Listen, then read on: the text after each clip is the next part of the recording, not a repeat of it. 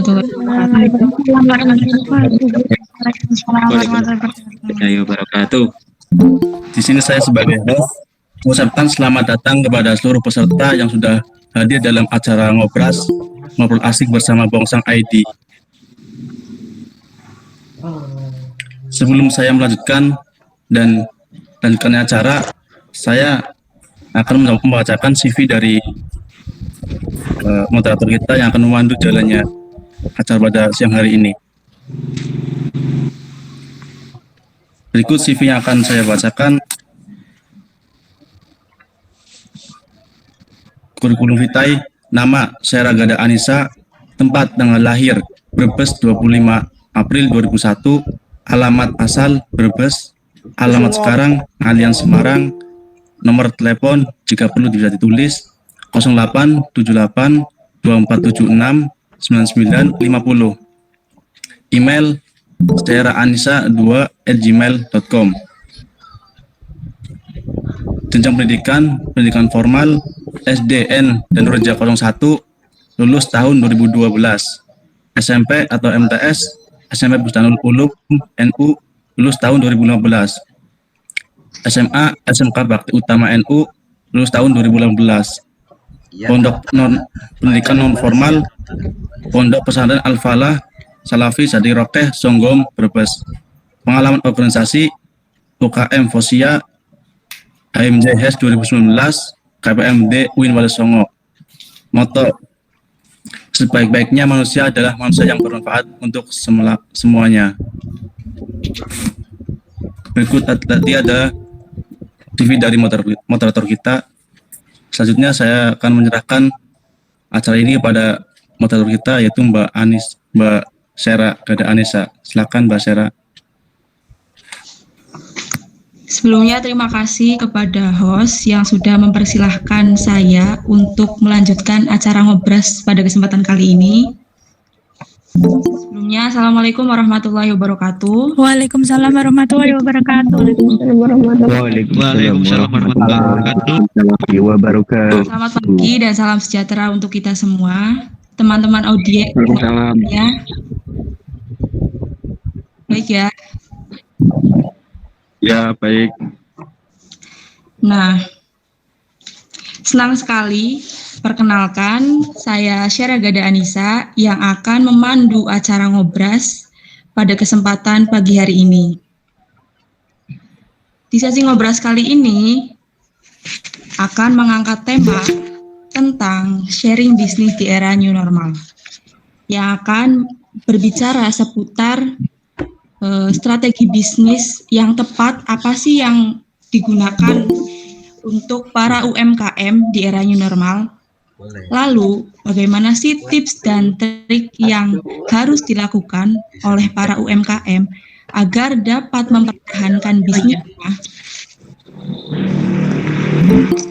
Pada kesempatan kali ini, semua yang harus dibahas oleh narasumber yang sudah hadir bersama kita. Beliau adalah seorang muda, founder dari Bongsang ID, yang kini usahanya bisa dibilang cukup melejit. Produknya sudah tersebar ke beberapa kabupaten atau kota di Indonesia. Bisnis keripik pisang ini cukup terbilang unik dan berbeda dari keripik pisang lainnya, karena keripik pisang ini terbuat dari bonggol pisangnya, di mana bonggol pisang ini biasanya dijadikan limbah. Akan tetapi di tangan beliau, kini bonggol pisang dapat diolah menjadi sesuatu yang bermanfaat dan memiliki nilai jual sehingga dapat dijadikan sebagai bisnis. Mungkin keunikan inilah yang menjadikan Bongsang ini menjadi daya tarik tersendiri yang mampu menarik perhatian untuk para konsumennya. Ya, yang lahir pada tanggal 22 Juli 1994. Kak Hera ini lulusan S1 Informatik Engineering sekaligus founder dari Bongsang ID. Sebagai seorang pengusaha, pastinya Kak Hera sendiri telah mengikuti berbagai kegiatan, Kak Hera juga sering mengisi acara sebagai narasumber di berbagai event. Untuk lebih jelasnya, teman-teman audiens dapat membaca CV yang sudah saya kirimkan ke grup WhatsApp tadi pagi. Nah, berikut adalah sedikit penayangan video profil tentang Bongsang ID. Silakan Kak Kufron untuk menayangkan.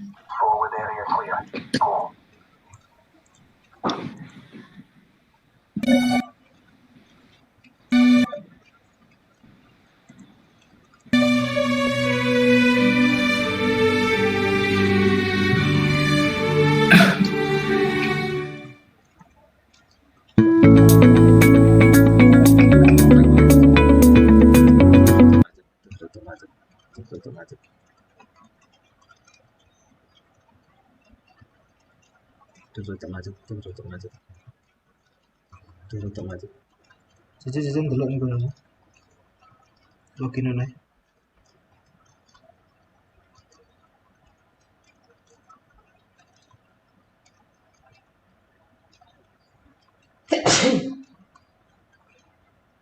Macet sih. Macet.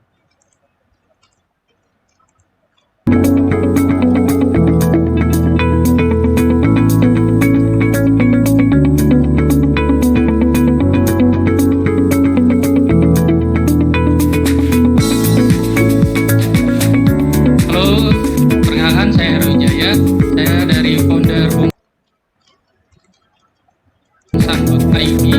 Jadi Bongsang itu adalah singkatan dari bonggol pisang, yaitu bagian dari bawah pohon pisang. Jadi sebelum panen, biasa yang dimanfaatkan oleh petani pisang yaitu buah sama daunnya. Jadi bonggolnya mereka buang begitu saja. Nah ini jadi permasalahan. Nah itu yang jadi pertanyaan, mengapa harus Bongsang? Why hybrid Bongsang? Nah itu kan pertanyaannya. Ya saya bisa jawab pertamanya itu udah.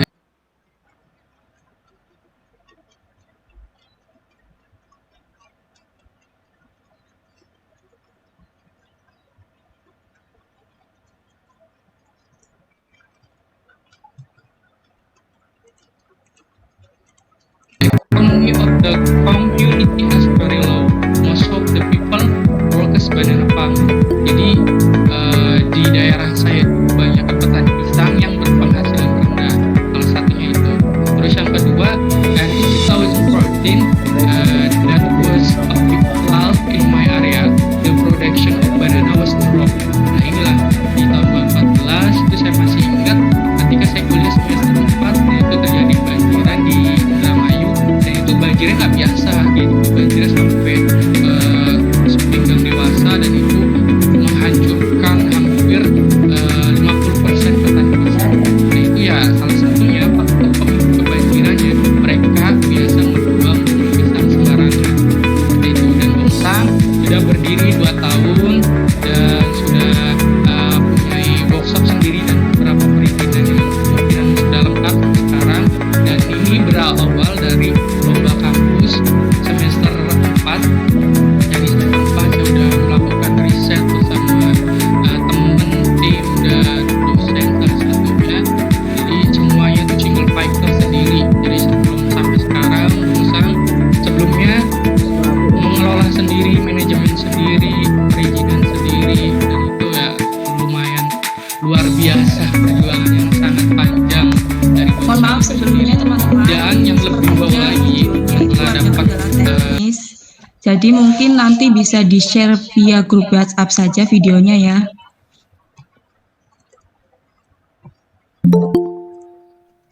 Iya kakak. Iya kak. Baik, Wis stereo loh. Itu wis tak stereo. Selanjutnya, singkat waktu, saya persilahkan kepada pemateri narasumber kita untuk memaparkan materinya.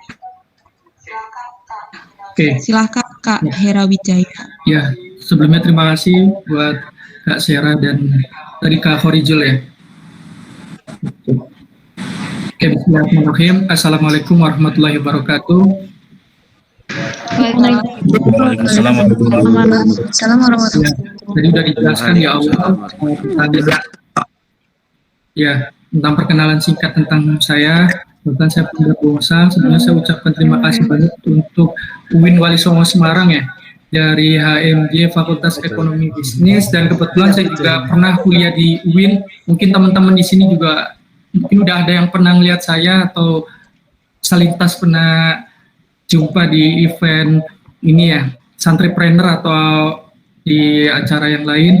Dan sebelumnya saya salam kenal buat yang belum kenal, dan saya ucapkan terima kasih lagi untuk UIN Wali Songo Semarang. Udah ketiga kalinya saya diundang di acara yang luar biasa, bisa sharing ya. Jadi teman-teman di sini saya sharing, sekali lagi bukan menggurui atau mengunderestimate teman-teman untuk jadi seperti saya atau apapun. Mudah-mudahan dengan adanya sharing ini bisa jadi motivasi atau inspirasi buat teman-teman. Nah, sebelum ke pemateri lebih lanjut, saya mau cerita sedikit nih. Jadi teman-teman, sebelum memulai bisnis Bongsang sekarang, saya dulu adalah lulusan yang mungkin jangan ditiru ya, 4 kali kuliah pindah-pindah seperti itu. Jadi mungkin karena banyak faktor yang tidak bisa dikompromi lagi gitu.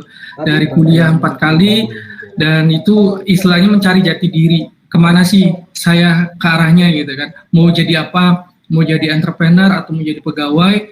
Karena benar-benar bingung waktu itu memutuskan mau jadi entrepreneur, tapi di sisi lain harus mempertimbangkan kendala-kendala yang ada gitu. Dan ini berawal dari tugas kampus, teman-teman yang mungkin masih mahasiswa, ini kesempatan yang bagus buat teman-teman. Saya juga akan share lomba apa aja sih Kak yang bisa jadi peluang untuk bisa men-scale up bisnis atau ide bisnis kita gitu kan. Berawal dari tugas kampus, terus kita di inkubator bisnis sama pihak kampus juga, terus modal juga. Kalau jujur ya, waktu itu modal hanya Rp50.000. Mungkin teman-teman kok bisa Kak hanya modal Rp50.000 Bongsang bisa berkembang sampai sekarang. Nah itu nyata, emang benar. Nanti saya akan share semuanya apa aja sih yang perlu dipersiapkan untuk teman-teman yang mau berbisnis kayak gitu, ataupun yang udah punya bisnis, gimana nih Kak bisa biar sustain bisnisnya, bisa scale up gitu, bisa berkembang seperti itu. Jadi saya bukan alumni UIN ya teman-teman, saya tak pernah kuliah di UIN, nggak sampai lulus sih, cuman 2 semester, terus pindah ke Indramayu, balik lagi ke Cirebon, pokoknya pindah lah 4 kali, dan pokoknya jangan ditiru ya untuk 4 kali kuliah itu. Baik Kak, boleh ini nggak share materinya?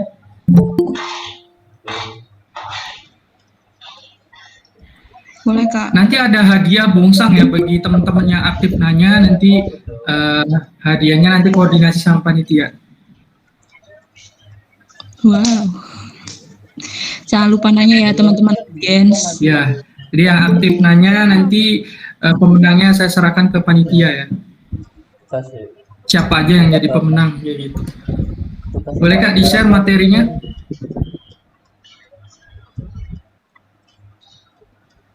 Ya, sambil nunggu materinya, ini ya, di era COVID sekarang nih, sudah beberapa perusahaan, baik multinasional maupun UMKM yang mengalami penurunan drastis. Salah satunya juga Bongsang sudah udah dekat dengan arah penurunan omset, bahkan bisa dibilang, ya alhamdulillah sih, kalau ditutup sementara tidak, kita masih ada produksi, cuman volumenya aja diperkecil seperti itu. Dan bahkan teman-teman saya hampir tutup, bangkrut lah bisa dibilang seperti itu. Masa-masa yang sekarang ini kita harus berpikir jernih dan model bisnisnya harus diubah. Nanti saya akan bahas nih, apa sih sebenarnya era new normal itu, terus apa aja yang perlu dipersiapkan di era new normal, terus strategi marketing apa sih Kak yang mungkin bisa dijadikan alternatif, karena nanti ada 11 strategi marketing yang teman-teman bisa pelajari. Dan itu tidak semua harus dipelajari ya, ada beberapa yang mungkin cocok buat teman-teman bisnisnya, itu nanti akan saya jelaskan semua. Mudah-mudahan waktunya cukup ya, mudah-mudahan. Iya Kak.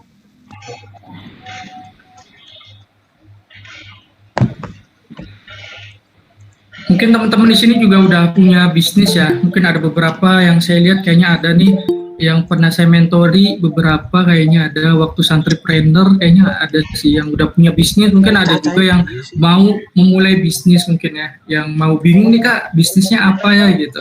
Ide bisnisnya apa belum ada nih, belum terpikirkan atau belum ada inspirasi. Nah, berharap dengan adanya sharing ini teman-teman bisa menjadi trigger ya, motivasi buat diri kalian, diri teman-teman. Oh ya, saya harus berbisnis nih. Setelah melihat seminar atau sharing dari Mas Hera, kalau bisnis itu tidak harus modal dengan uang seperti itu. Nggak melulu sih sebenarnya, nggak melulu dengan uang ya atau cash gitu. Sebenarnya modal tuh banyak, bisa ilmu, bisa kepercayaan, bisa kerjasama seperti itu. Nah ini lagi proses.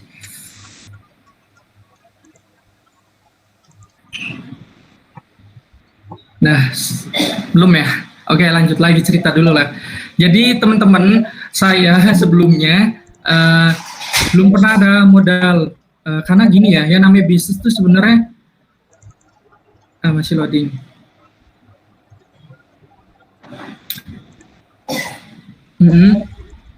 Kalau ya, sip.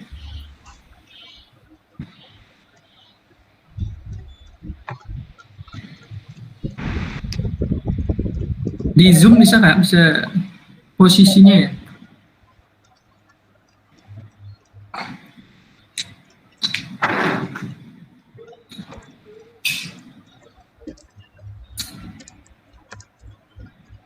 Nah, siap. Oke, teman-teman. Oke, lanjut ya. Ini ke materi, langsung ke materinya. Nah, kondisi UMKM di dunia nih hampir 50% UMKM tidak akan survive, kecuali dalam beberapa bulan ke depan diprediksikan 43% UMKM akan berhenti operasi. Nah ini menurut OECD April 2020, karena emang benar ini nyata teman-teman merasakan sendiri dampaknya dari COVID ini ya. Dari lockdown kemarin itu benar-benar kita tidak ada produksi dan ekspedisi juga dipospon sementara. Tapi alhamdulillah, jadi posisinya ketika kita lockdown hampir turun dari omset, terus kegiatan produksi juga tidak ada, terus beberapa ekspedisi juga udah turun. Ada beberapa yang masuk, beberapa cuman hanya beberapa persen. Setelah lockdown itu ada era new normal. Nah ini era new normal di mana eranya kita masih harus berkembang, dan ini bisa dikatakan ada kesempatan untuk UMKM bisa maju, yaitu dengan strategi-strategi yang harus dipersiapkan, amunisi yang harus disiapkan. Alhamdulillahnya di era new normal, kebijakan pemerintah dan era new normal justru membantu sedikit lebih ini ya, lebih ada peningkatan, biar walaupun peningkatannya tidak secara drastis tapi signifikan, ada kesempatan untuk naik. Dengan cara apa? Otomatisnya dengan cara digital dong. Gak mungkin kita bertemu cara langsung. Kalau offline nggak masalah, kalau kalian berbisnis. Tapi apakah kalian sanggup dengan offline? Karena kalau dengan offline atau ketemu dengan orang banyak, itu akan tidak menjadi memutus, justru malah menyebar virus corona yang ada. Jadi tidak memutus rantai corona itu. Jadi strategi yang paling utama, peluang yang harus diutamakan adalah metode digital marketing. Jadi era new normal ini kita harus berpikir keras gimana caranya biar digital marketing ini bisa masuk dan bisa model bisnisnya berjalan seperti itu. Gimana sih Kak digital marketing? Dijelaskan di sini. Oke, berhentinya UMKM akan meningkatkan pengangguran, jelas. Berhentinya UMKM karena UMKM ini salah satu menyumbang aset atau devisa negara. Makanya sekarang tuh banyak sekali para pengusaha muda, salah satunya mahasiswa yang dari program pemerintah, ada wirausaha muda pemula, ada pengusaha muda berprestasi. Banyak banget program pemerintah untuk mendorong anak-anak muda menjadi pengusaha. Karena salah satunya yaitu untuk menyumbang ya tadi, untuk pemasukan negara juga, atau setidaknya meminimalisir pengangguran yang ada di daerah tersebut. Jadi bangga ketika kalian menjadi pengusaha atau mensupport produk UMKM. Seperti itu ya. Oke, bisa next Kak. Oke, next. Nah, kecemasan pelaku UMKM ini dari data Universitas Padjadjaran, Ibu Rektor ya. Ternyata UMKM yang seperti saya atau teman-teman yang lain yang di sini ternyata sama merasakan kecemasan yang sangat luar biasa, hampir 33%. Itu sudah pasti. Yang bahkan yang bukan UMKM aja udah sangat cemas untuk memikirkan kondisi tubuh kita gitu. Kita apa sehat atau tidak. Apalagi UMKM kan sudah ada beberapa barang yang sudah beli ratusan juta yang dimana harus target di bulan itu harus closing kayak gitu kan. Tapi di era seperti ini menjadi sulit, cemas. Wah, pokoknya bingung harus gimana ya strategi atau solusinya untuk mengurangi pemasukan tetap ada, produksi juga tetap ada, stabil itu, setidaknya stabil tapi tidak mengharapkan omset yang terlalu besar. Penting ada aja gitu. Ini dari data yang ada benar 33% sangat cemas dan ini dirasakan oleh semua UMKM di Indonesia. Oke, next Kak.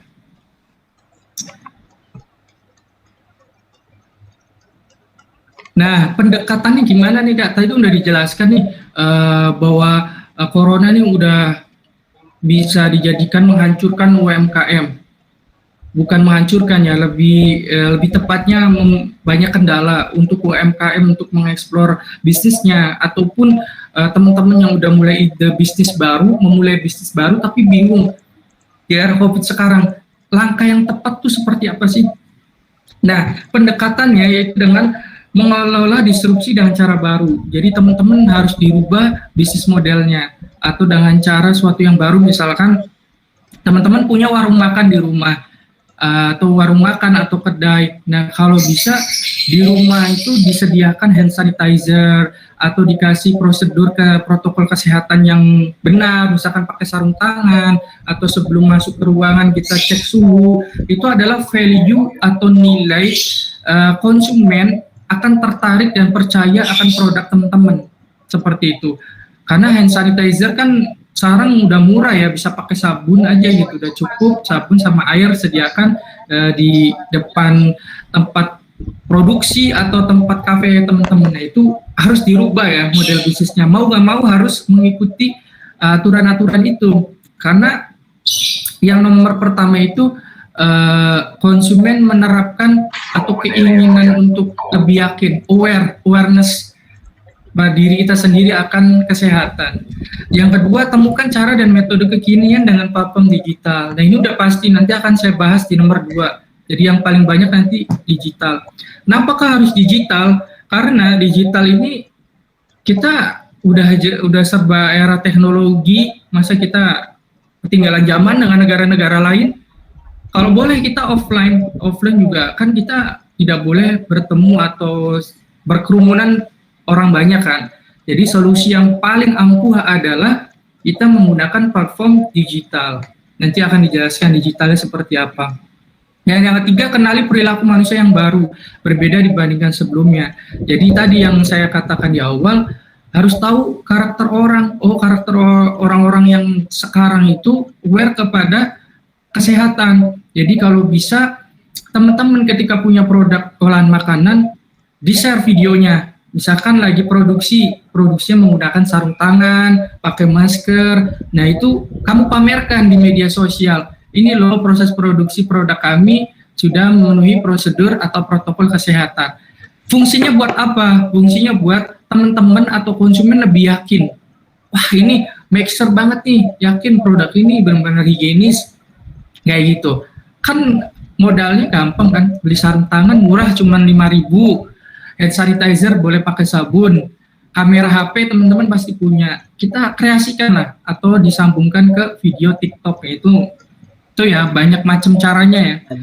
Terus yang keempat, kenali peluang di masa krisis. Nah, ini teman-teman saya cerita juga, ada teman saya di kelas di era COVID sekarang, dia tidak punya bisnis plan, tidak punya konsep yang matang, Yang dibutuhkan adalah ketika era new normal adalah tidak boleh berpikir overthinking yang pertama. Terus yang kedua, harus punya daya kreativitas yang tinggi. Dia usaha jamu kesehatan, dan dia pasarkan di lewat media sosial. Kalau saya bisa bilang, dia omsetnya hampir 10 juta per bulan. Pakai botol dia. Belum ada brand, waktu itu belum ada brand ya. Belum ada brand, belum ada perizinan. Baru-baru ada perizinan kan, kita ketemu sama orang dinas atau perizinan juga susah. Tapi dia yakin produk jamunya ini bekerja sama dengan jamu lokal. Dia hanya fungsinya memasarkan produknya lewat digital. Jadi anak muda ini, adik kelas saya ini, dia hanya belajar digital marketingnya. Yang ngelola jamunya adalah orang ketiga. Nah, ini yang dinamakan sistemnya maklun atau kerjasama. Jadi tidak hanya saya sendiri yang ngelola. Kalau sendiri kan produksi sendiri, penjualan juga sendiri, pasti repot ya. Nah, itu beda-beda ya. Itu tergantung teman-teman mau fokusnya di mana, mau ke produksi atau mau ke penjualan. Nah, kalau mau ke penjualan, tinggal cari supplier yang bisa diajak kerjasama, seperti itu ya. Oke, begitu. Terakhir nih, sedunia terdampak, problem dunia terapkan zero basic planning, seperti itu ya. Jadi semua terdampak, dan gimana caranya perencanaannya nih benar-benar harus matang. Punya planning A, punya planning B, dan misalkan kalau planning A-nya gagal, bisa ada planning B. Dan tadilah muter-muter seperti itu, dan kita harus siap untuk pendekatan-pendekatan itu, dan wajib. Oke, next.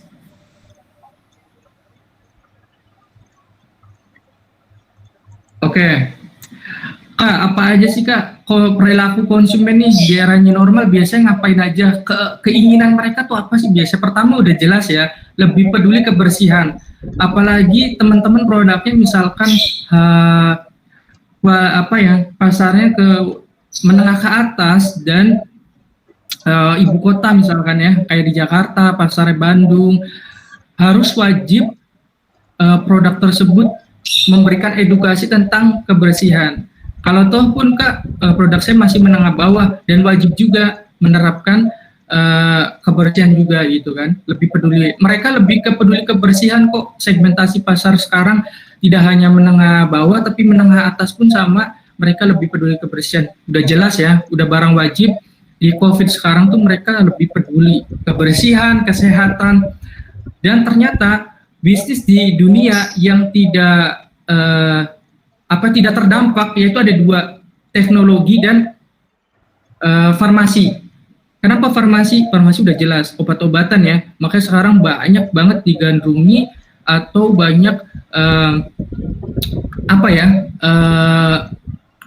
peningkatan omset justru di bidang farmasi sama teknologi. Teknologi udah jelas, kita menggunakan Zoom, sekarang ini teknologi kan, ada yang namanya jasa les atau jasa kursus pakai websitenya mereka. Nah, itu tidak terdampak sih di era COVID sekarang, ada dua, teknologi dan farmasi.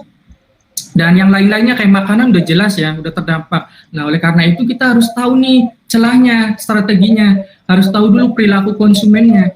Ini konsumen sekarang ini lebih peduli kebersihan dan kesehatan. Nah, kita harus bisa mensiasati hal itu. Terus yang kedua, lebih membatasi pertemuan secara langsung. Nah, kenapa saya merekomendasikan dengan sistem digital? Karena tadi orang-orang membatasi secara langsung dengan orang lain, takut bertemu dengan orang lain atau di kerumunan orang banyak. Oleh karena itu solusi yang paling utama adalah, yang penting adalah dengan digital, penerapan digital marketing, kayak gitu. Dan emang digital marketing nggak hanya cuman upload foto, video di Instagram atau di media sosial cukup selesai, tidak. Ada tekniknya. Ada 11 strategi marketing yang harus teman-teman ketahui. Ya, nanti saya akan jelaskan di sini. Menjaga jarak. Bayangkan kalau teman-teman di era COVID sekarang, teman-teman jualan di depan kampus. Apakah laku? Ya pasti laku sih. Ada beberapa pastilah yang beli, 1-2 orang. Akan mengganggu? Pasti mengganggu. Karena sudah apa ya, ibaratnya menyalahi aturan pemerintah. Terus yang kedua juga ya berkerumunan, kecuali ini garis bawahi teman-teman menerapkan protokol kesehatan, jaga jarak, dikasih jaraknya, dikasih tanda silang atau dikasih apa gitu kan, dikasih stiker atau dikasih informasi kepada pelanggan kalau teman-teman berjualan offline. Terus cuci tangan dulu dan segala macam, itu akan menjadi value akan menjadi value proposition sih. Oh ya, kebab nih rame ya jualannya, ternyata dia menerapkan protokol kesehatan sebelum masuk, ngantri atau menggunakan sanitizer atau di apalah seperti itu. Ya, itu harus pintar-pintar mencuri perhatian pelanggan di era new normal ya teman-teman ya. Oke, next. Belum. Online nih. Menurunkan mobilitas dan memilih stay at home, udah jelas ya. Hampir kita nih lagi Google Meeting juga lagi di rumah, ya kan? Saya yakin semuanya di rumah, gak mungkin ada yang lagi berkeluyuran atau lagi kampus.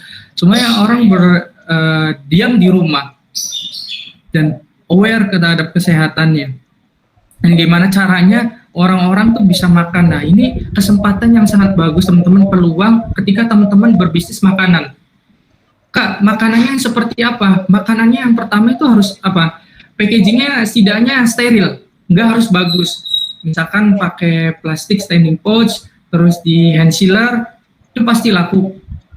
Atau bikin cup nasi telur atau apapun, karena yang namanya work from home itu kita butuh makan, butuh minum. Strateginya misalkan gratis free ongkir ataupun nanti diantar sampai rumah, ataupun sekreatif teman-teman. Dan juga sayuran lagi diburu sama orang-orang atau ibu-ibu, sayur-sayuran atau buah-buahan segar. Saya yakin teman-teman di sini juga punya potensi sumber daya alam yang sangat luar biasa di daerahnya masing-masing. Punya kualitas sayur yang bagus, buah juga pasti bagus. Nah, ini kesempatan atau peluang teman-teman untuk memasarkan produk itu. Buktinya di saya di Indramayu aja, teman-teman berjualan itu sayuran untuk wilayah Indramayu aja loh ya. Indramayu misalkan ada beberapa jiwa ya. Satu rumah aja misalkan ada 50 rumah. 50 rumah itu maksudnya 50 kepala rumah tangga lah ya. Beli satu sayur harganya 20.000, membuat beberapa sayur dan diantar ke rumah. Udah berapa tuh omset? Artinya apa? Di era new normal sekarang tuh tidak harus berpikir yang selalu kritis atau membutuhkan planning atau membutuhkan proposal bisnis. Menurut saya tidak perlu ya. Yang perlu adalah kreativitas dan keberanian teman-teman untuk memulai, niat atau tidak niat nih untuk masuk peluang baru tersebut. Oke nih, terakhir nih, tren do it yourself. Artinya apa? Ya jadi diri sendiri, kerjakan diri sendiri, karena gini, ya namanya do yourself tuh atau dikenal namanya DIY ya. Hal-hal yang tidak bermanfaat menjadi bermanfaat. Contohnya membuat barang-barang kreasi dari sampah-sampah, misalkan dijadikan tas rajut atau dijadikan kerajinan tangan. Nah, itu juga menjadikan inovasi ya, nilai produktif juga gitu, bisa dijual orang lain. Karena do it yourself ini cocok buat teman-teman yang kerja di rumah. Terus sustainable workplace. Sustainable workplace itu sama aja dengan work from home sih. Jadi teman-teman yang kerja di rumah, yang bosan keluar atau takut atau worry ya dengan adanya corona ini sangat cocok buat kerja di rumah, misalkan buat kerajinan tangan ataupun mengajar private ataupun bikin konten YouTube tentang masak. Tuh banyak sebenarnya hal-hal yang bisa digali ketika ada di rumah. Oke, next Kak. Nah nih Kak, ada berapa sih Kak strategi digital marketing? Sebenarnya yang saya tahu ya ada 11. Mungkin teman-teman kalau searching di Google juga ada lebih banyak kali, mungkin ada 15 atau 20. Nah ini yang saya tahu ya teman-teman, strategi digital. Tadi kan udah bahas nih, kalau era new normal itu sama dengan digital. Jadi tidak lepas dengan namanya digital, ya kan? Kita sepakatin dulu ya, era new normal sama dengan digital. Boleh ya, boleh disepakatin ya. Jadi kayak, oh ya boleh dong, era new normal sekarang kayaknya perlu deh digitalin.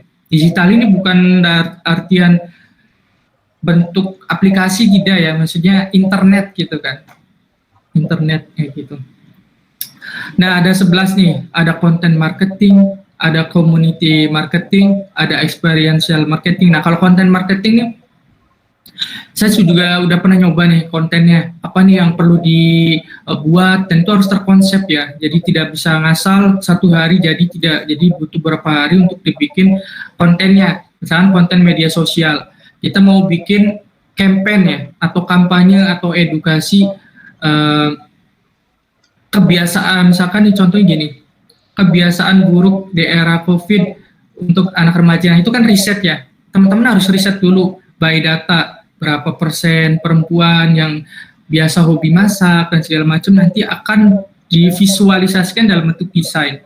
Ini content marketing, mungkin teman-teman juga sering lihat ya, di Instagram itu, infografis kayak gitu, nah itu content marketing juga.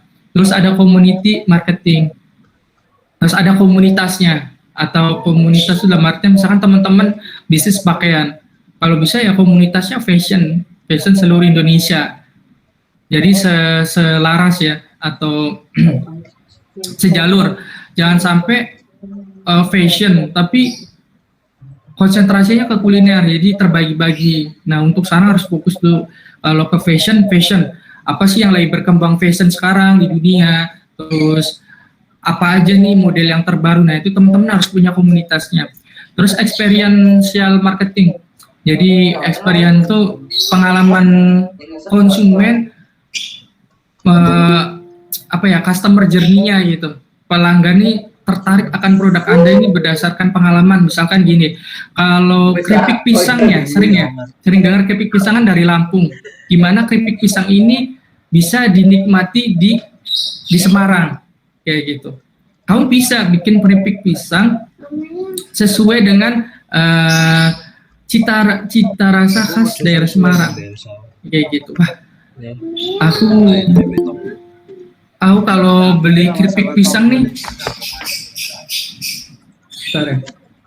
kalau saya mau beli keripik pisang tidak harus jauh-jauh pergi ke Lampung, tapi bisa kok di Semarang beli keripik pisang tapi dengan cita rasa khas Semarang. Itu namanya experiential marketing, jadi pemasaran yang berdasarkan pengalaman konsumen. Nggak mungkin dong jauh-jauh beli keripik pisang, ya bisa sih di ekspedisi, cuman kan ongkos kirim dan segala macam. Nah, ini peluang juga buat teman-teman nih. Kita kenapa nggak bisa dibuat ya di Semarang kayak gitu. Influencer marketing. Ini kayaknya ya tergantung ya. Jadi teman-teman juga influencer kayaknya sekarang mahal ya untuk bayar influencer. Atau kalaupun punya budget juga harus tahu track record dari influencer. Influencer ini dia berbasisnya kemana? Dia itu followersnya berapa? Dan itu harus teman-teman riset ya. Jadi jangan asal membayar influencer atau Instagramable gitu-gitulah ya, harus tahu juga. Terus mass marketing, sering lihat nggak teman-teman kalau di email suka ada iklan dari blast iklan di email, bla bla bla bla bla dari ini. Nah, itu salah satunya juga mass marketing, menggiring orang untuk membeli produk tersebut melalui informasi-informasi dari produk tersebut melalui email ataupun media sosial. Jadi teman-teman dari 11 strategi marketing ini tidak harus diterapkan semua ya. Pilih salah satu atau dari 11 ini mungkin 2 atau 3 dan difokuskan, karena setiap bisnis itu beda-beda. Ya kan? Setiap bisnis atau setiap produk itu permainannya beda-beda. Gak mungkin kalau produk makanan kita masukin ke ini misalkan podcast marketing, kayaknya belum ya. Kalau podcast marketing kayaknya masih belum. Kalau untuk produk makanan bisa jadi boleh, cuman kayaknya kita harus fokus dulu deh. Pertama mungkin social media marketing ya. Social media marketing ini sangat cocok ketika kalian punya bisnis fashion, kuliner atau produk sejenis. Kalau podcast mungkin lebih ke jasa tentang pengalaman-pengalaman sukses dan segala macam seperti itu. Sosial media marketing paling banyak sih, sosial media marketing, terus konten marketing, video marketing juga bisa. Ini salah satu strategi yang harus diterapkan ketika teman-teman untuk mulai bisnis.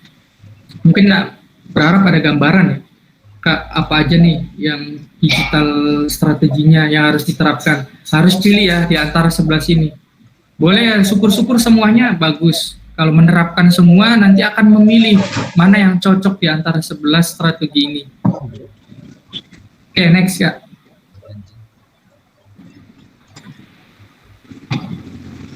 Nah, teman-teman nih, pertanyaan gini. Apakah kita terlambat di era digital di tengah situasi pandemi ini? Kalau dibilang terlambat, ya, jujur saja ya, harusnya kita udah mulai bisa dari 5 atau 10 tahun lalu. Kita udah terbelakang dari negara Singapura, Malaysia. Dan dari data yang pernah saya baca, saya lupa ya data sumber dari mana, mungkin teman-teman lebih tahu, kalau Indonesia tuh pengusaha mudanya hanya beberapa persen, hanya 2, kalau tidak salah ya, menyumbang berapa persen dibandingkan Malaysia. Jadi tingkatannya itu kita lebih rendah dibandingkan Malaysia. Padahal teman-teman, kalau teman-teman tahu, sumber daya alam kita itu sangat-sangat luar biasa banyak. Dan yang pernah saya lihat, tahu Ibu ini ya, Ibu Ani Yudhoyono. Ibu Ani Yudhoyono itu marah ketika konferensi waktu itu di Jakarta, produk rempeyek. Rempeyeknya dia paham betul karena dari kecil dia suka rempeyek kan. Dia tahu dana dari Surabaya, dari Jawa Timur, tadi mana daerahnya. Setelah itu, dia marah gini, saya tahu betul ini rempeyek, kenapa rempeyek made in Malaysia? Wah, dia marah-marahin semua event waktu itu. Kenapa ini? Saya tahu betul ini produk rempeyek adalah khas daerah saya Indonesia, kenapa diklaim sama Malaysia waktu itu kan? Wah, kecolongan.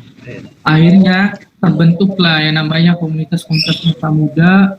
Apa ya, Indonesia tuh kalau lagi ada masalah baru care terhadap negaranya sendiri. Nah ya waktu itu kan masih yang kayak apa sih rempeyek, dan ternyata rempeyek itu dikirim dari lewat jalur laut, terus di packing ulang sama orang Malaysia. Itu luar biasa sih.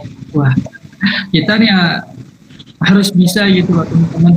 Apalagi sumber daya alam kita luar biasa, dan kita peluang untuk menjadi pengusaha muda juga banyak lomba, banyak fasilitasi gratis. Kalau teman-teman mau belajar tentang sertifikasi PIRT atau halal, boleh japri saya ya, karena kalau saya bahas di sini takut waktunya terbatas.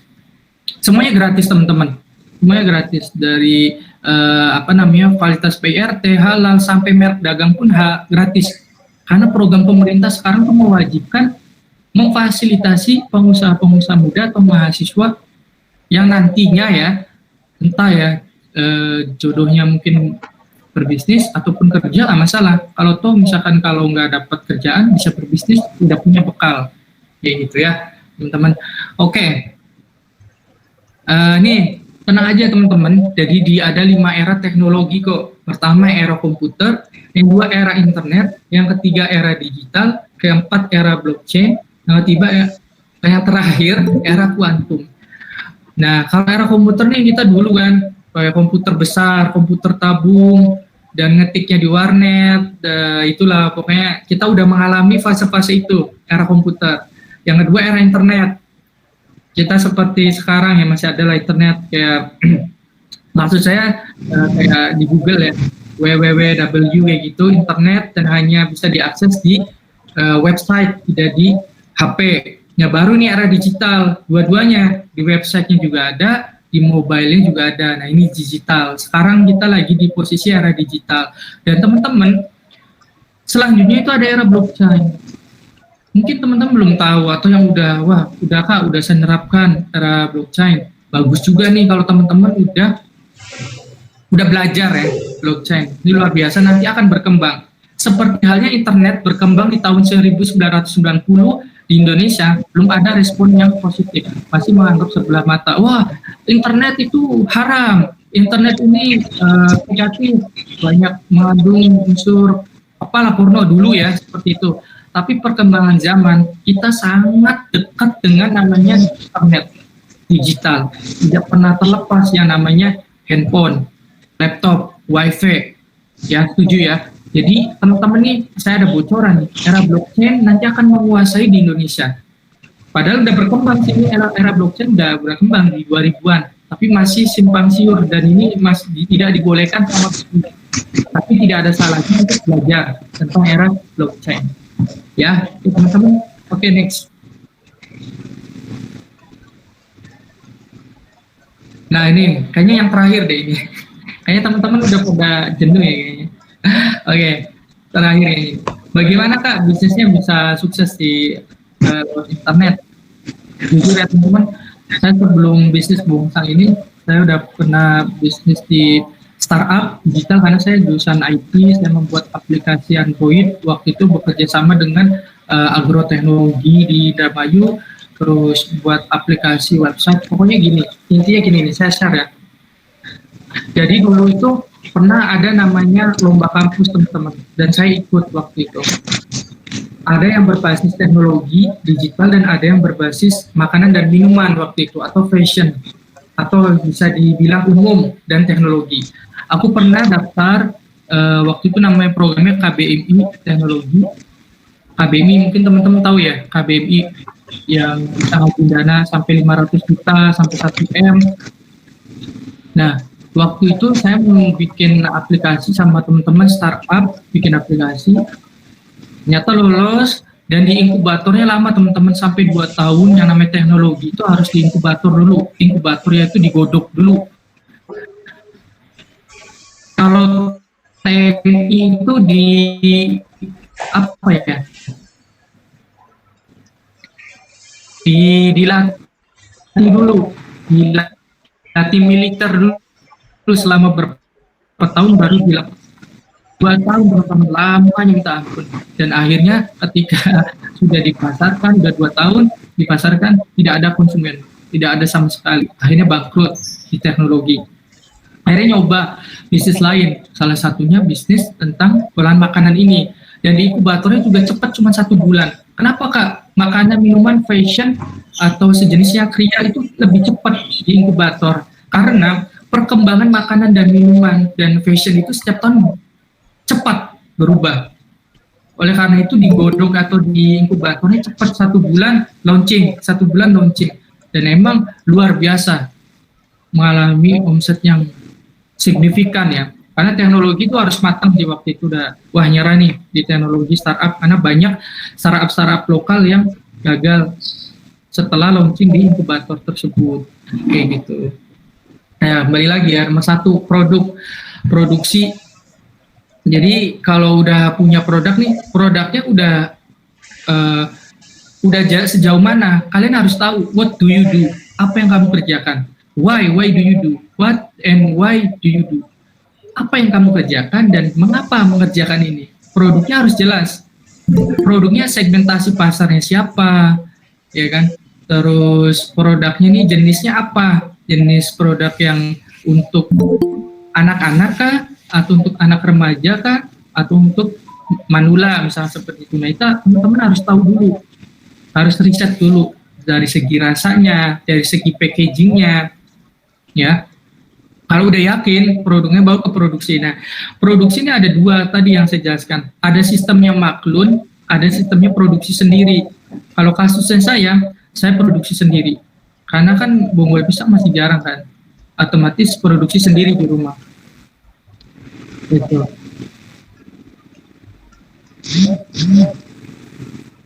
Ya. Mas Roh. Ini kenapa ini?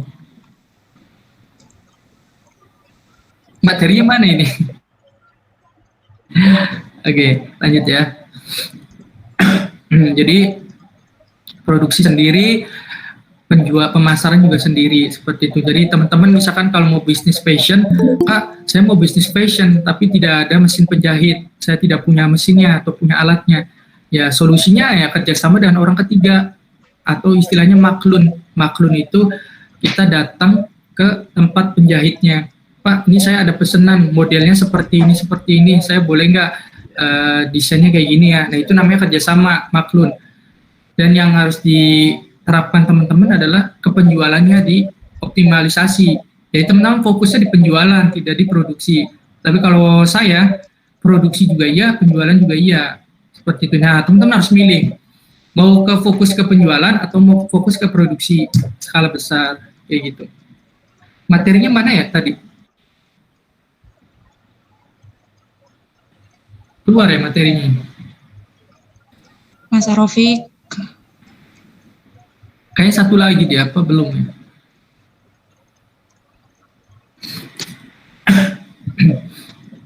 Jadi banyak yang ngechat ini. Apa ini? Siap ngopi. Oke, tahun depan.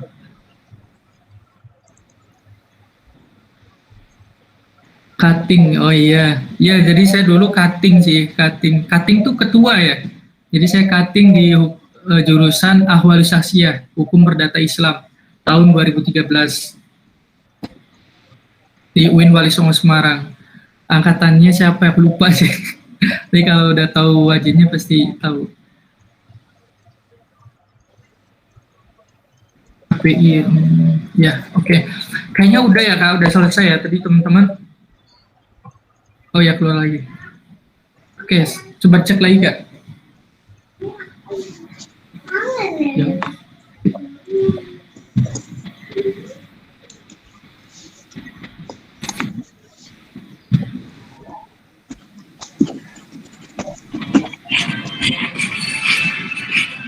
Oke, nanti ada sesi tanya jawab ya Kak Sera ya. Ya Kak, ada sesinya Ya. nanti. Oke, Jangan lupa untuk teman-teman audiens menyiapkan pertanyaan. Ada batian wetan. aku udah habis ya ini. Udah ya? Ada lagi nggak? Next, satu lagi.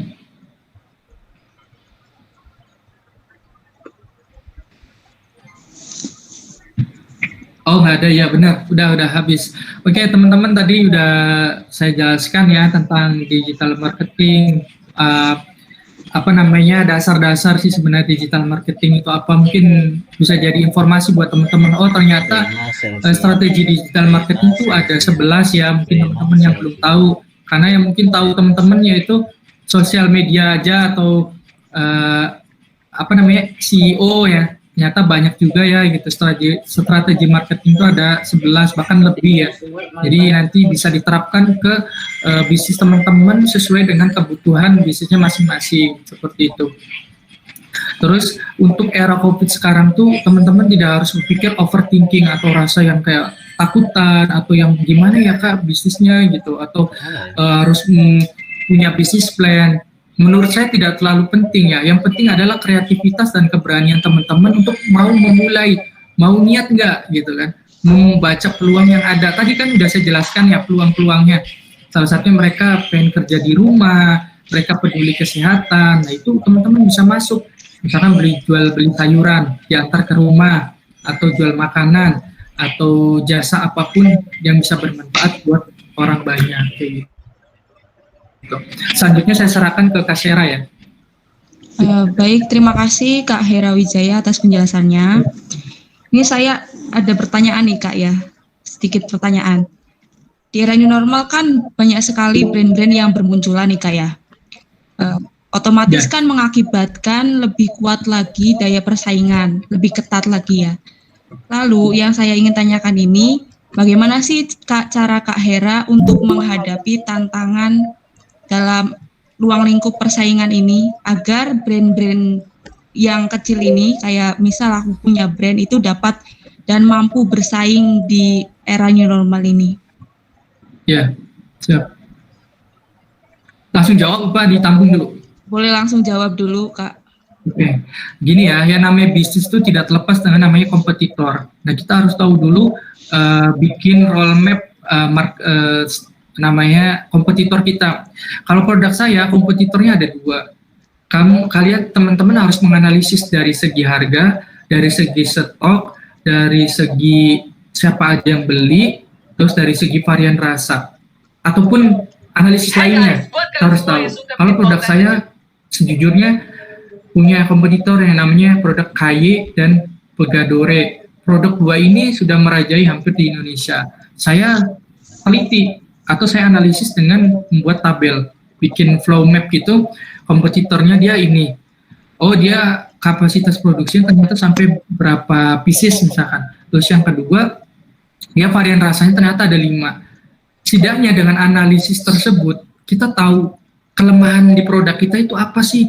Akhirnya bisa jadi bahan introspeksi diri. Atau kelebihan produk pesaing atau kompetitor ternyata yaitu ini gitu kan. Nah itu menjadi satu acuan untuk bisa mengevaluasi diri produk kita untuk bisa berkembang. Udah pasti ya, namanya bisnis tuh udah pasti yang tidak lepas namanya kompetitor.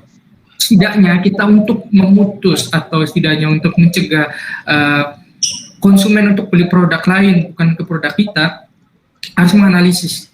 Analisisnya tadi dari segi harga atau dari segi pelayanannya gimana ya. Oh ternyata pelayanan dia itu lewat online. Ternyata ketika dia packing produk tuh rapi atau apalah, ada value-value yang bisa diterapkan di produk tersebut sehingga orang mau repeat order kayak gitu. Nah, itu ya salah satunya harus menganalisis produk kita dengan produk kompetitor. Kita harus tahu dulu.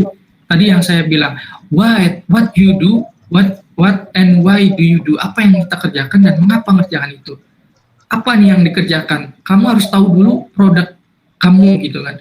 Nggak mungkin kita nggak tahu produk kita itu. Jangan-jangan produknya bukan punya diri sendiri, mungkin punya orang lain. Nah, kita harus tahu dulu produk kita itu seperti apa, kebutuhannya seperti apa. Nah, itu harus tahu back to shop gitu ya, pada diri kita sendiri. Apa sih kebutuhan produk kita ini? Kayak gitu. Kompetitornya siapa? Harus tahu. Kalau selama ini teman-teman tidak tahu kompetitornya, saya bisa jamin kayaknya bermasalah dengan bisnisnya. Jadi harus tahu dulu ya, analisis kompetitornya siapa aja. Dari segi harga tadi ya, dari segi apalah segala macam, atau dari segi kemasannya seperti apa. Nah, itu menjadi acuan untuk bisa dijadikan benchmark atau pembanding dengan kompetitor kayak gitu.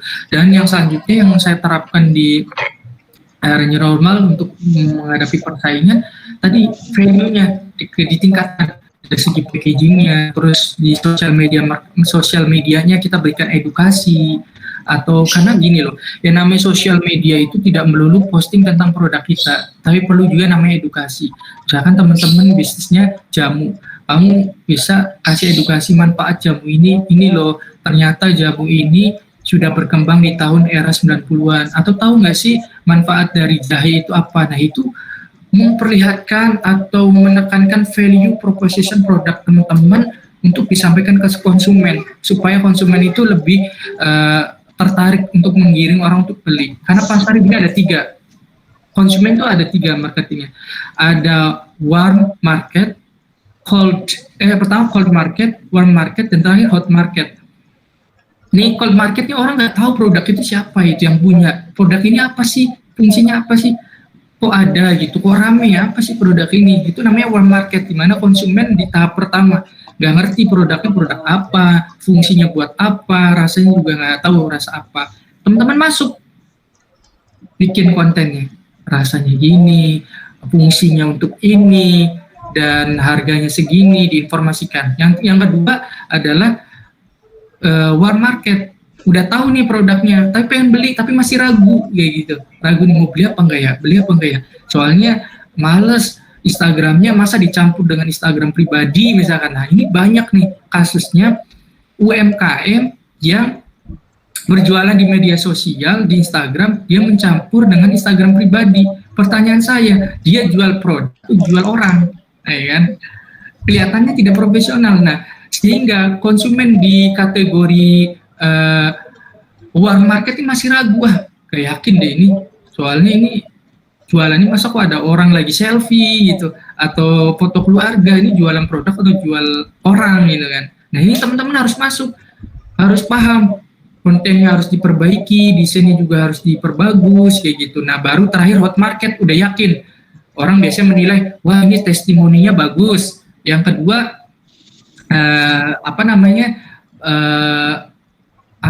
testimoninya bagus, udah jelas ya. Terus desain Instagramnya mungkin nggak harus bagus sih, teman-teman saya tekankan ya. Bikin desain Instagram tidak harus berbayar, bisa dengan kreativitas teman-teman. Banyak aplikasinya, ada Canva atau bisa pakai PowerPoint, nah pokoknya banyak banget. Jadi usahakan ngurangi cost. Kalau bisa mandiri, inovasi sendiri, cari di Google banyak untuk desain-desain kayak gitu ya teman-teman ya.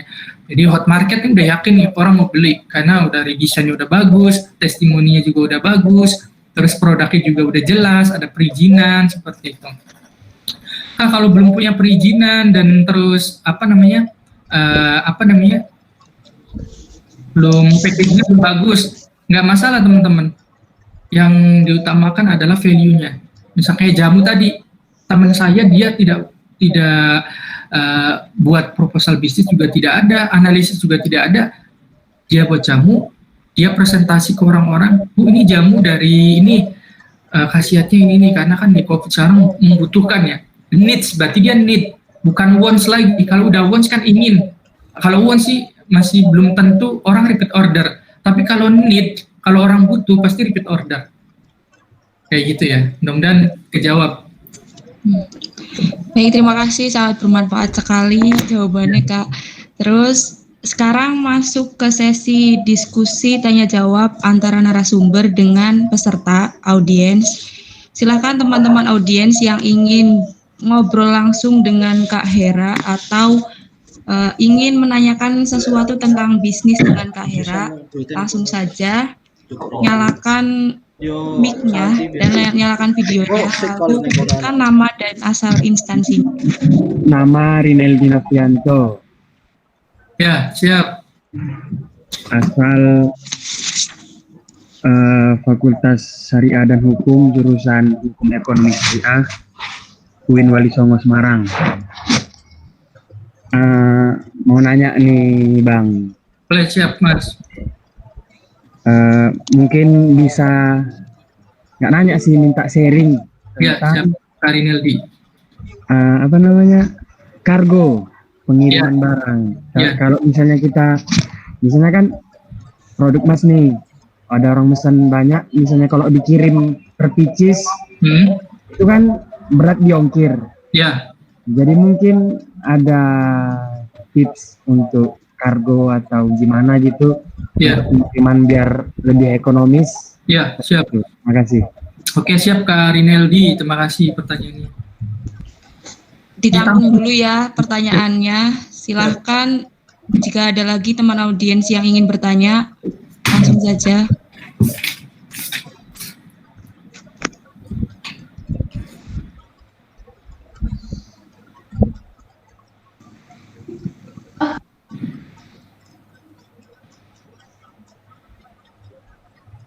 Silakan teman-teman audiens yang ingin bertanya langsung nyalakan mic dan sebutkan namanya.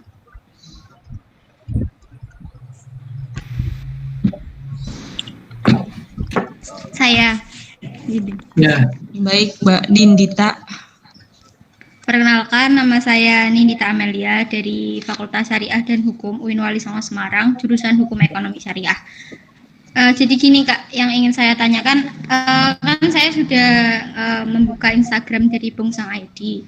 Nah, yang ingin saya tanyakan di sini tuh, bagaimana cara branding ketika new normal, kan kita hanya memanfaatkan platform-platform yang tersedia ya Kak. Seperti itulah itu, apakah dari Kak Hera sendiri itu memiliki branding yang punya strategi sendiri gitu? Yang saya tahu kan hanya dari Instagram. Nah, apakah ada yang lain? Platform lain yang menjual Bongsang ini Kak, itu yang pertama. Yang kedua itu terkait produksinya, kan ini kan sudah ditetapkan protokol kesehatan, apakah di produksinya itu adakah pengurangan karyawan seperti itu Kak, sesuai dengan protokol kesehatan atau bagaimana? Terima kasih. Baik, terima kasih pertanyaannya Mbak Dita. Silakan teman-teman yang lain jika masih ada yang ingin bertanya, langsung saja. Assalamualaikum Kak. Ya. Saya Kristiana Wahyunias dari FPK mahasiswa gizi. Sebelumnya tadi sudah dipaparkan mengenai kita bisa sertifikasi halal sama pengajuan PIRT itu gimana ya Kak? Maksudnya katanya yang gratis itu gimana? Terima kasih. Terima kasih Mbak Listiana. Baik, sekiranya cukup 3 dulu ya Kak Hera. Oke, siap. Terima kasih nih. Ya. Gimana Kak? Langsung jawab. Siap. Ya, langsung jawab saja Kak. Oke, siap. Saya ulangi dulu nih pertanyaan dari Kak Rinaldi ya, berurut ya teman-teman. Bagaimana untuk ekspedisi nih, untuk biar murah karena dari luar kota? Betul banget Kak Rinaldi, ini permasalahan yang mungkin banyak yang terjadi, yang dialami oleh para UMKM karena masalah kebingungan untuk kargo ya, atau ekspedisi di luar kota, yang dimana produk teman-teman bisa dinikmati seluruh Indonesia. Ada sih solusinya. Mungkin pertama teman-teman bisa join menjadi member di ekspedisi tersebut. Apa sih Kak fungsinya untuk jadi member? Pertama biasanya banyak informasi-informasi diskon, dan yang kedua udah otomatis dipotong berapa persen. Itu udah sangat memudahkan teman-teman untuk mengurangi kos. Biasanya menjadi member di salah satu ekspedisi tertentu ya. Terus yang ketiga, biasanya penawaran dikasih pelatihan. Nah ini saya bocoran, saya bukan promosikan teman-teman, tapi emang benar saya adalah member dari JNE, udah hampir 3 tahun, 2 tahunan, dan udah mengalami, udah merasakan manfaat yang sangat luar biasa dari JNE tersebut. Mungkin teman-teman merasa, Kak apaan sih JNE? Wah ini ekspedisi paling benci karena lama misalnya, karena gitu sering banget teman-teman bilang, karena nggak bisa dipukul rata ya teman-teman, ekspedisi itu setiap daerah beda-beda kelebihan dan kelemahan. Tapi kalau saya di JNE bagus untuk di daerah saya, dan manfaatnya banyak, dipotong beberapa persen dari, misalkan nih sebulan saya ongkos kirim 150.000 misalkan, dan saya hanya bayar 140.000, itu kan lumayan ya. Terus yang kedua sering dikasih pelatihan digital marketing atau apa, itu gratis biasanya.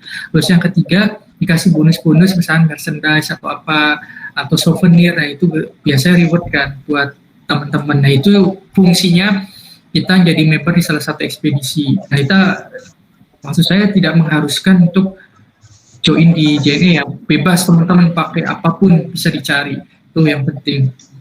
Terus yang kedua itu kita teman-teman kalau usahanya bagus bisa membuka ekspedisi sendiri.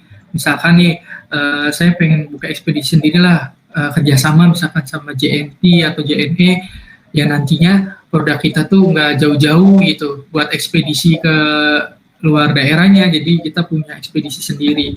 Itu bagus kalau teman-teman punya modalnya gede, dan itu juga diperjualbelikan juga kan, maksudnya jasanya dipakai juga, orang nanti datang ke tempat teman-teman juga ekspedisinya dan dipakai sendiri juga. Nah itu sih sebenarnya sangat menguntungkan. Tapi saya merekomendasikan yang pertama, teman-teman harus jadi member di salah satu ekspedisi teman-teman yang dikira, wah ini bagus nih, ini kualitasnya atau pelayanannya bagus gitu. Itu member ya, paling penting jadi member ya, karena itu sangat memudahkan juga. Dan juga yang terakhir nih teman-teman, ekspedisi juga jangan pilih satu, kalau bisa punya planning lain, dalam artian teman-teman punya backupan ekspedisi. Misalnya saya member JNE nih, tapi tetap saya mencari juga ekspedisi yang lebih murah, seperti itu kayak Indah Cargo atau apapun, itu murah Indah Cargo, dan itu tergantung kebutuhan teman-teman juga. Kalau kapasitasnya besar dalam bentuk koli atau berapa 10 koli, itu maksud saya ketika teman-teman fokusnya di kapasitasnya besar, volumenya besar, ngirim barangnya berpuluh-puluh kilo, itu saya rekomendasikan pakai Indah Cargo. Tapi kalau hanya 1 kilo, 2 kilo, 3 kilo, saya yakin lebih memilih ke JNE. Jadi pilih aja semua, tidak ada salahnya gitu. Jadi punya backupan, ketika JNE mahal, teman-teman bisa bandingkan dengan ekspedisi lain. Dan yang terakhir juga, download aplikasi ini ya, bentar ya teman-teman ya. Ada namanya aplikasi jasa ongkir, Raja Ongkir di Play Store. Itu bisa dijadikan pembanding ekspedisi satu dan ekspedisi lain. Itu mana yang lebih murah, JNE atau JNT ya, itu ya. Mudah-mudahan bisa ngebantu nih Mas Rinaldi. Dan ada yang lebih murah lagi kalau ketika teman-teman kapasitasnya besar, pakai jasa pakai kargo kereta. Kargo kereta ya emang murah ya, cuman kan kita harus datang ke full stasiun ya, nggak diantar ke rumah, kayak gitu kelemahannya. Itu murah. Jadi banyak ya, mudah-mudahan dapat informasi ya, atau insight baru, oh ternyata ekspedisi itu sangat menentukan loh. Karena kan orang pengen beli tapi tidaknya ongkir ya terlalu mahal lah, karena kan dijual lagi kan, kayak gitu. Oke, terus mudah-mudahan terjawab Karineldi. Terus selanjutnya Nindita. Terima kasih. Ya, sama-sama. Nindita, bagaimana cara branding era new normal? Betul ya, di era COVID sekarang tuh yang namanya branding kita beda dengan bukan di era COVID gitu loh. Sebelum era COVID nih, kita yang namanya branding itu benar-benar harus matang di konsep seperti apa dan segala macam. Tapi di era new normal sekarang karena keterbatasan juga, terus kita tidak bisa ketemu orang, terus bikin kontennya juga nggak bisa keluar rumah, maksudnya bukan tidak bisa ya, mengurangi. Akhirnya kita bikin kontennya yaitu yang paling diutamakan adalah value-nya.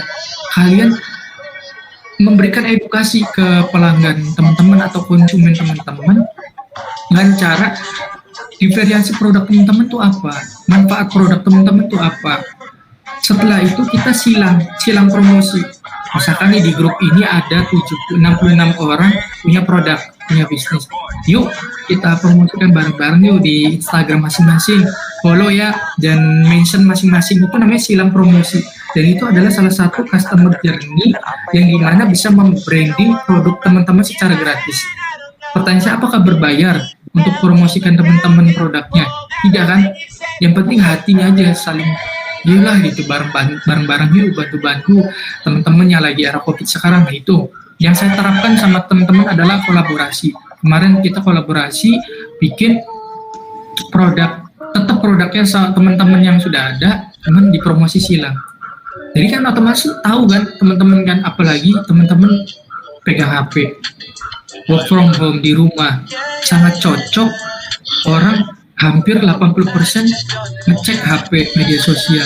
Ketika ngelihat, oh ini ada postingan WA temen nih yang mempromosikan produk temennya, kok enak ya rasanya. Nah itu kena, namanya customer journey, promosi silang. Satu caranya seperti itu ya, promosi silang produk teman-teman, saling mensupport produk teman-teman, kolaborasi kayak gitu ya.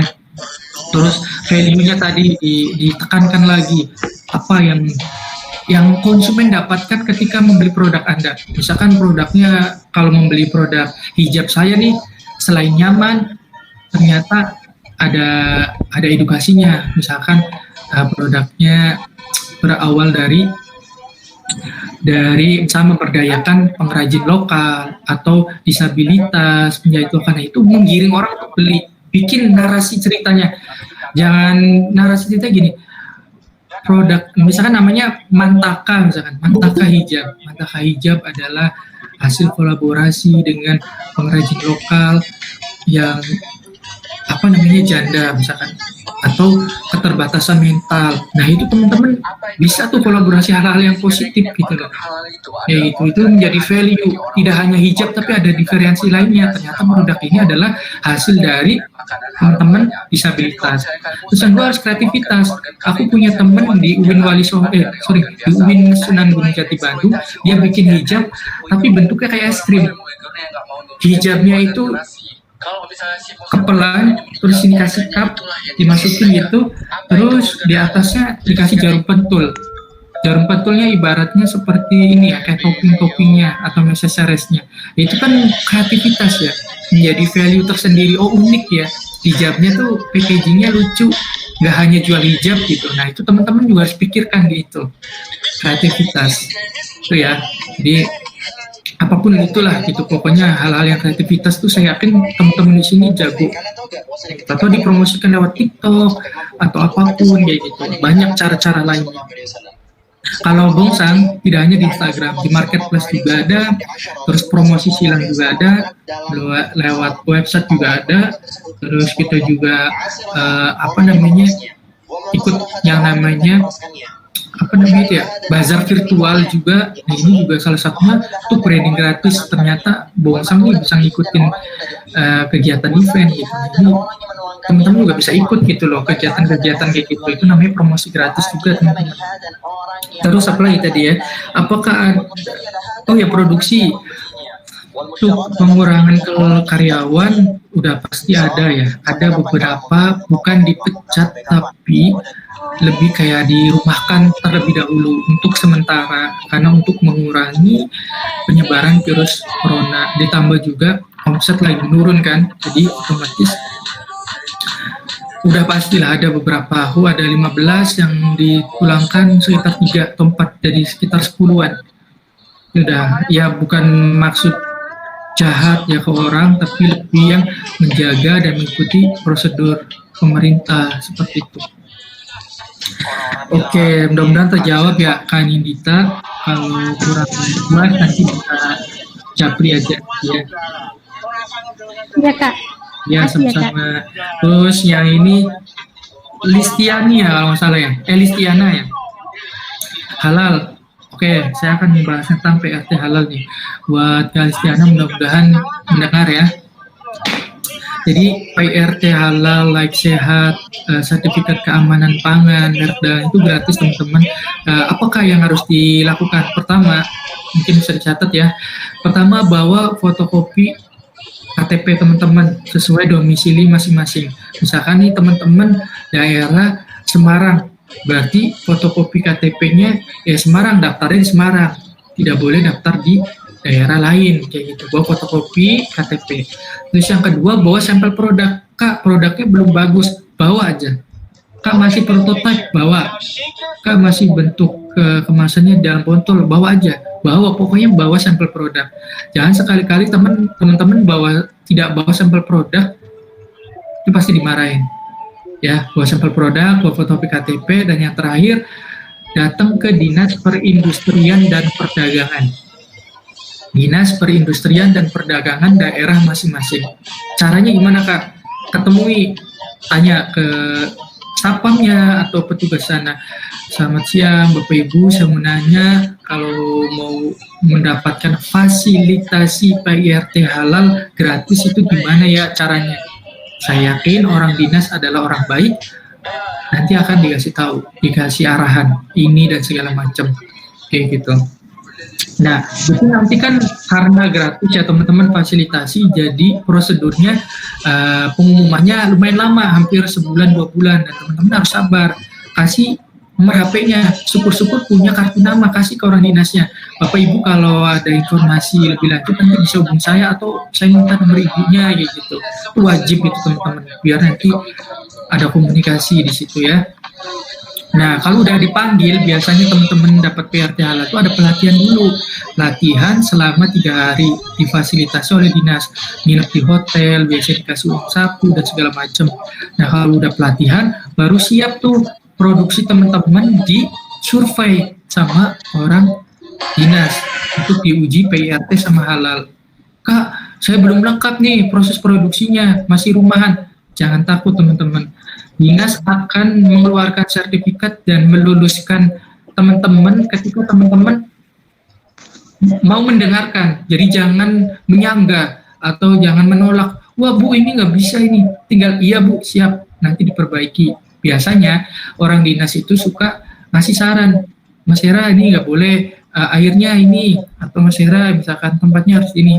Tinggal iya aja. Iya Bu, nanti siap. Diperbaiki.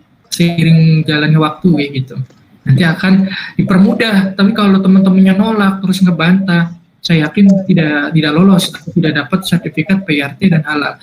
Nah, PRT halal ini satu paket biasanya, dan ini diuji sama provinsi daerahnya masing-masing. Jadi nanti provinsi Jawa Tengah ya Semarang, dia akan datang ke rumah produksi teman-teman halal. Nah Kak, kalau berbayar gimana? Berbayar itu sekitar 2 juta untuk sertifikat halal. Dan jadinya cepat, 3 hari 4 hari langsung jadi. Tapi yang namanya gratis, fasilitasi dari dinas, ya mohon maklum, lama, sebulan 2 bulan. Menurut saya lebih baik gratis, ya kan? Gak apa-apa lama juga.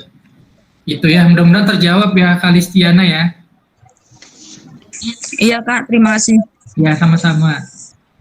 Ada yang ditanyakan lagi tuh, ada yang nanya itu. Di chat Kak. Ini tadi ada yang nanya Kak. Ya. Dari Nur Mauludin, dia tanya, kiat-kiat agar bisnis kita bisa bertahan di tengah resesi pandemi COVID itu seperti apa Kak? Ya, jadi tadi ya, saya ulangi lagi, kita harus tahu, pertama tadi saya udah jelasin di awal, harus ketahui dulu perilaku konsumen di era new normal. Ya namanya orang-orang atau kita lah istilahnya adalah yang peduli dengan lingkungan, peduli kesehatan. Artinya apa? Produk teman-teman itu harus memberikan edukasi kalau produk ini kita nyaman. ya kan, atau aman dan sehat sehingga bisa dibeli, sehingga yakin orang mau beli produk tersebut. Dengan gimana sih Kak? Simpelnya gini teman-teman. Teman-teman produknya misalkan keripik ya, keripik. Kalau bisa ya tadi keripiknya pakai kemasan yang udah jadi itu, nggak harus bagus, yang udah jadi standing pouch, terus di paper clip gitu kan, itu kan udah aman kan, istilahnya udah bagus. Yang kedua, ketika produksi teman-teman pakai sarung tangan atau pakai masker terus divideokan, itu orang juga semakin yakin. Orang mau beli yakin, oh ini produknya bagus gitu, mau beli orang semakin yakin. Terus yang ketiga, memanfaatkan media sosial.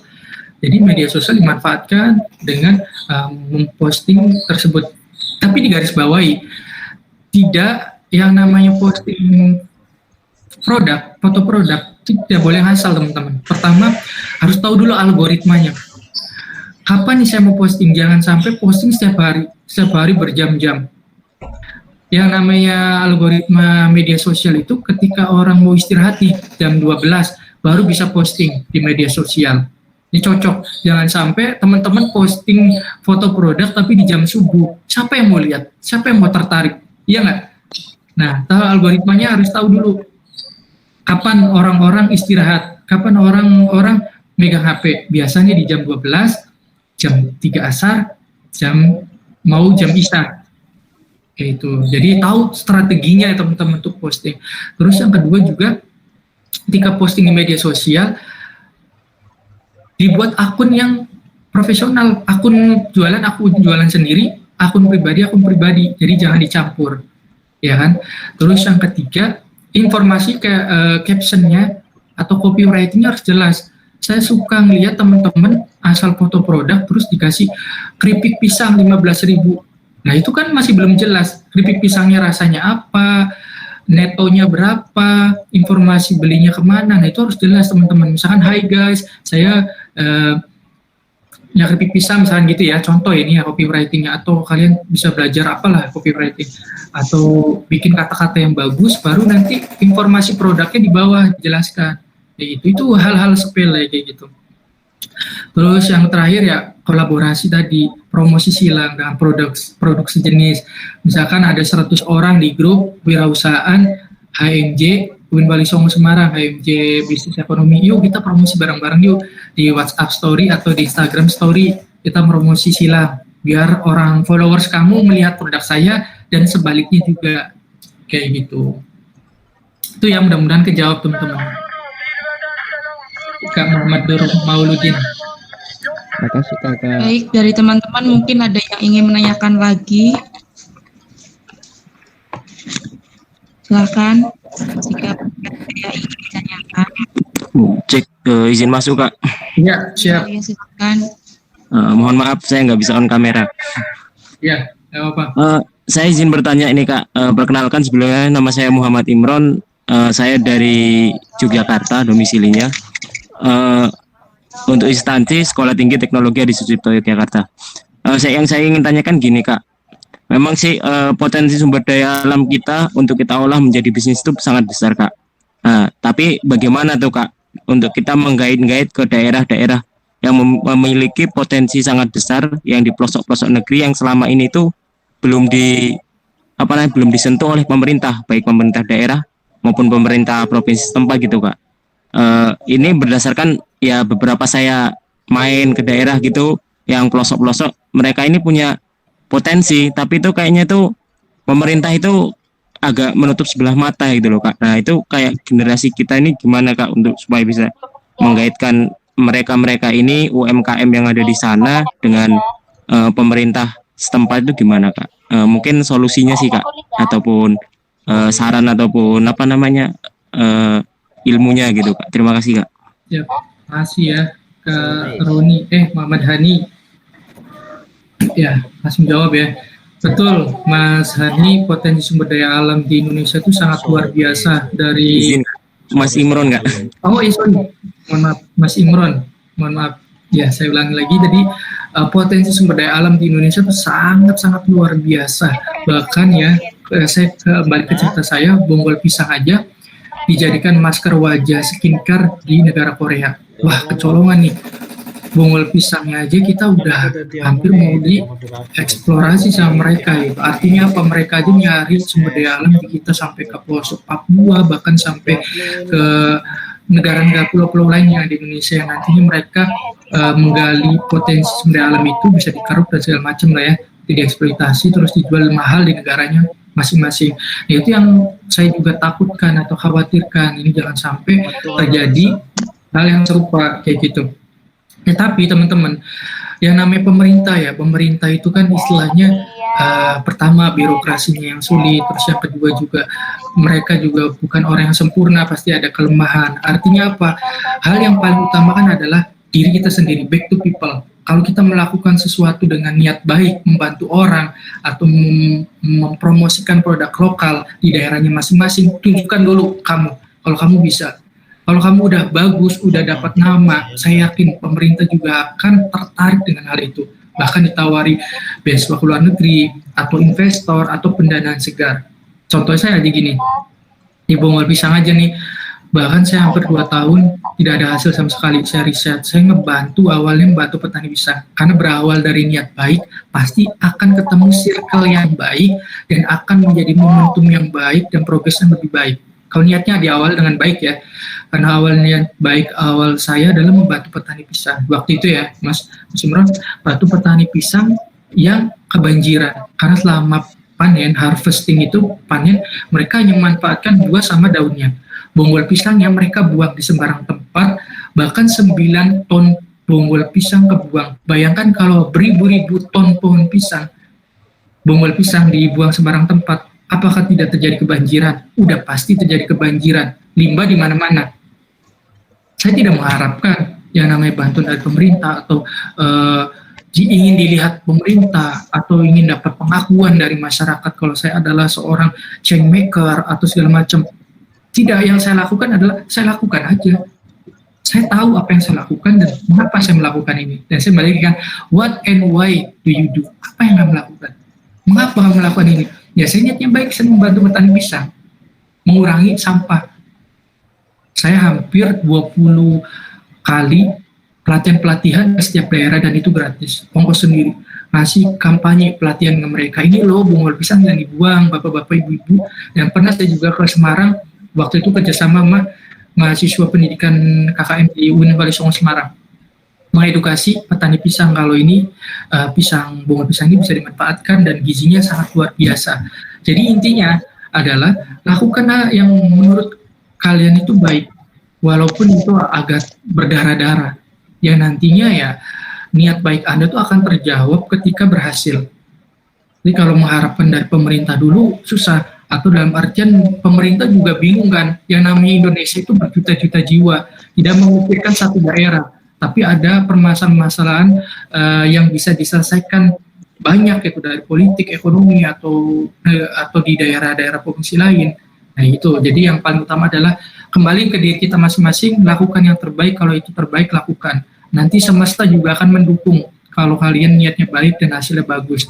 Dan masalah itu juga terjadi pada produk NTT, Kelor. Kelor ini di NTT tahu sendiri ya, daerah timur itu jarang tersentuh oleh pemerintah. Tapi ada satu sosok pelopor, saya lupa namanya, dia membuat Kelor, ngasih pelatihan Kelor ke daerah-daerah, hampir 2 tahun dia riset, akhirnya media masuk tuh, karena tertarik, media masuk, terus di branding gratis, masuk ke media TV, akhirnya pemerintah malu sendiri.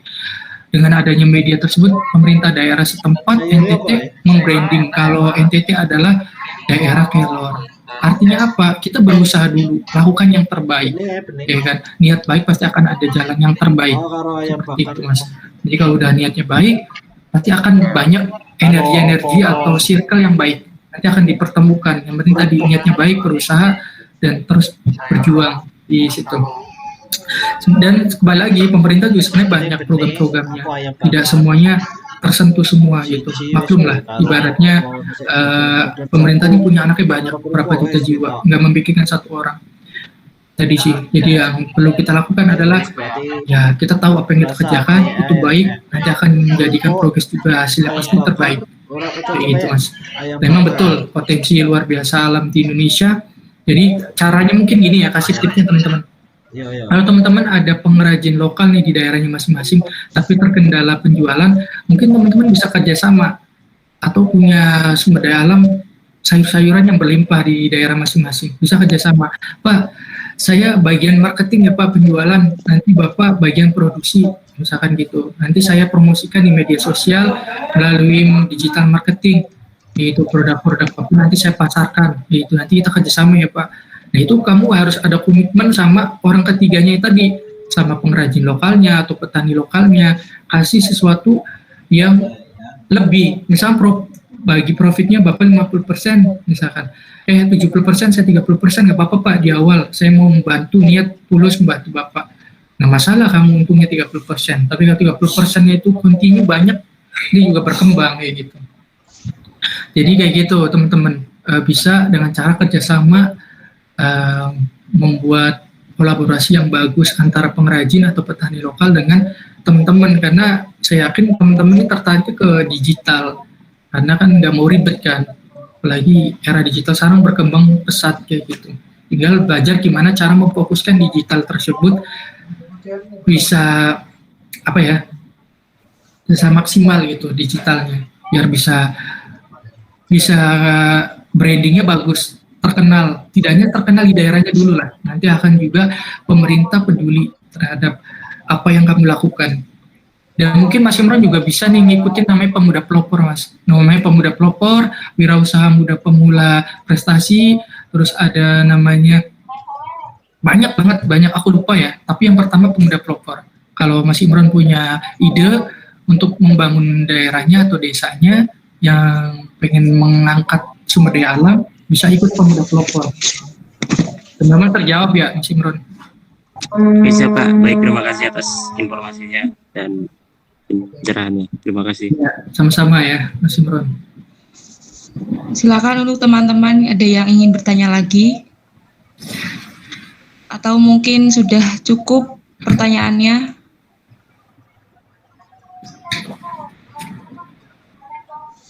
Baik, saya cukupkan saja ya. Untuk teman-teman yang mau bertanya lagi, boleh langsung japri ke Kak Hera Wijaya langsung, boleh ya Kak? Boleh siap. Ya teman-teman. Terakhir nih. Langsung saja ke closing statement.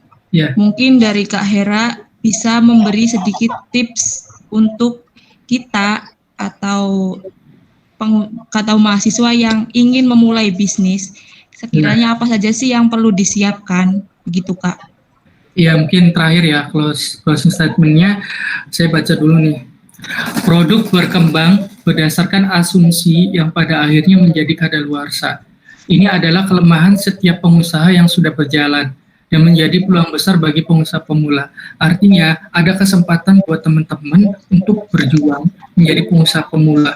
Yang jadi pengusaha lama pun pasti akan ada masanya expire ya. Dalam artian ada titik jenuhnya. Jadi teman-teman yang di sini adalah masuk potensi atau peluang yang sangat besar menjadi wirausaha pemula. Jadi tidak ada kata terlambat atau tidak ada kata yang Kak menyesal saya belum sejauh ini, udah masih kaum rebahan atau apapun, jangan ya.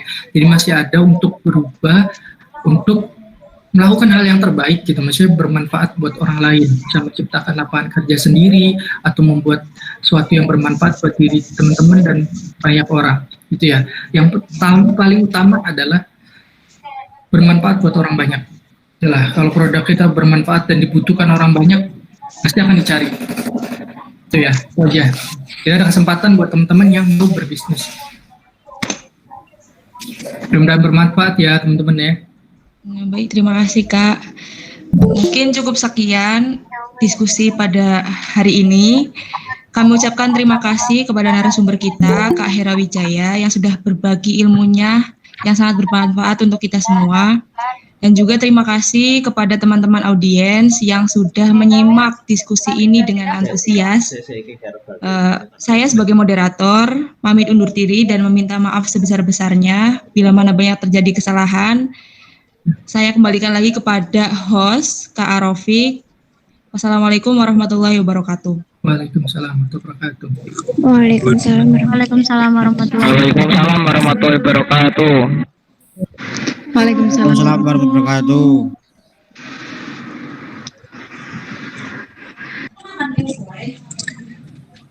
Baik, terima kasih kepada moderator dan pemateri yang sudah membawakan materi dan moderator yang sudah memandu acaranya. Kami selaku host minta maaf sebesar-besarnya apabila dalam acara hari ini banyak kekurangan, banyak kesalahan. Kami minta maaf sebesar-besarnya. Untuk sertifikat nanti bisa dikirim setelah acara ini di grup WA. Mungkin sekian dari kami, kurang lebihnya mohon maaf. Wassalamualaikum warahmatullahi wabarakatuh. Waalaikumsalam Waalaikumsalam warahmatullahi wabarakatuh.